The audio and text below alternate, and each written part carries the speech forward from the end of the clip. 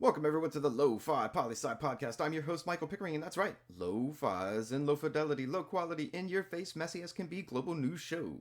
Here we're going to talk about that famous question, what's going on in the world today? We'll be covering 5 headlines from across the globe and then choose one to go into a more detailed analysis.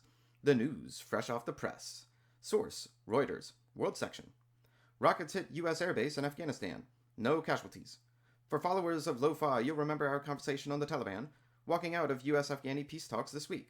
However, do not confuse those stories with this one. The Afghan allied group of the Islamic State has claimed responsibility for the attack, and the Taliban has stated it had nothing to do with the rockets. The implications. This development further illustrates the complex nature of the power dynamics and conflict in the region. The Islamic State group targets the Afghani government, foreign military, and the Taliban. In a separate development, the Afghani government has begun releasing Taliban prisoners in an exchange, hoping to keep the peace talks alive.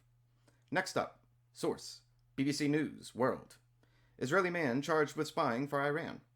The individual in question is being indicted on planning terrorist attacks and spying, and accused of meeting another individual from Lebanon and 2 other people from the Iranian security forces in Budapest, Hungary, where he received training, encrypted equipment, and money to achieve his goals. The implications. This story seems like something out of a spy movie. However, it's important to realize that those films are indeed based on real-life events. Real-life events that still take place today. Arguably, all countries participate in foreign espionage, to different levels and ends to be sure.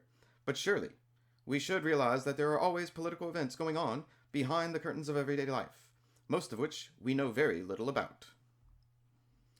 It's time for Thursday's feature on Reporters Without Borders segment.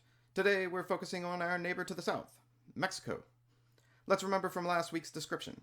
Reporters Without Borders ranks 180 countries and territories around the world based on their level of media freedom, both constitutionally and in practice. Let's see how Mexico holds up to the organization's scrutiny. Out of 180 countries and territories across the globe, Mexico comes in at number 144, in between Cambodia at 143 and the Central African Republic at 145. Mexico has improved by 3 rankings since 2018. Or perhaps 3 countries have decreased, and thereby the situation in Mexico has not changed. To quote Reporters Without Borders, although not at war, Mexico is one of the world's deadliest countries for the media. Collusion between officials and organized crime pose a grave threat to journalist safety and cripples the judicial system at all levels. Between the time of 2006 and 2018, the country has seen record highs of the number of journalists murdered or disappeared. The implications. While Mexico operates as a democracy, the violence spread by the drug cartels influences most facets of life and government in the country. Media are just one of those facets. A question to Lo-Fi students of media and government. How should the Mexican government proceed in order to help improve the country for media organizations, so that free and safe reporting may return and the country may better function as a democracy?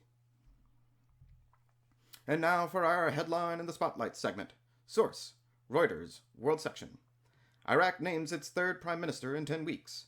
This story takes us back to recent past protests that forced the former prime minister to resign, followed by another prime minister that was not able to band together a coalition of support, and resigned, and now a 3rd try is underway. The new prime minister is said to be an independent, and rises to the new post in hopes of being able to bring calm and stability to the country. The background and implications of this story. Since the fall of the Saddam Hussein regime in 2003, the forced system of democratic government, the 2008 economic recession, the 2010 drop in oil prices, and the rise of ISIS, Iraq has been trying to bring stability to a country where at every turn it seems new difficult issues arise. The question to Lo-Fi Poli Sci students. Will this new prime minister, being an independent, be able to bring about such stability and peace? Write in and let me know your thoughts. And a last piece of news from the AP News, Science. U.S.-Russian crew blast off for International Space Station. That's right, Lo-Fi listeners. With everything going on in the world today, it's nice to know we're still taking the time to look up, look forward, and think about our future. The implications. The 3 astronauts are going up past the stratosphere into space. And to be clear, not the final frontier, because there's simply so much we do not know about our own oceans that it's quite possible we'll colonize the moon before we find out what's at the bottom of the Mariana Trench. The astronauts will relieve 3 members of the International Space Station due to come back to Earth on April 17th. Come back to Earth? Let me tell you, all lo-fi low-key like. If I'd have the chance, I'd be bringing you the lunar Lofi Poli Sci show. But we'll save that conversation for another time.